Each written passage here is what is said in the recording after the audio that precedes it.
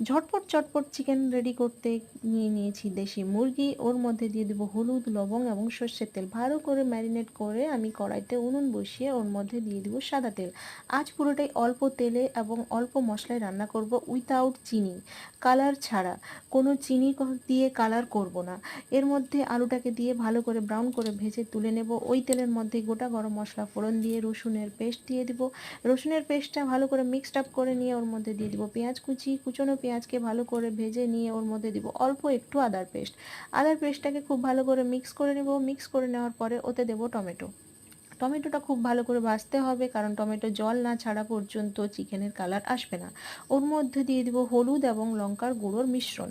ওটা ভালো করে ফুটে কালার ছেড়ে এলে ওর মধ্যে আমি আস্তে আস্তে করে অ্যাড করব চিকেন।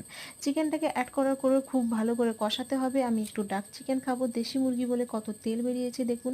এবার আমি অ্যাড করব আলু। আলু দিয়ে খুব সাবধানে এবং খুব ভালোভাবে কষিয়ে ওর মধ্যে গরম জল অ্যাড করে রেডি করে নেব ঝটপট চিকেন।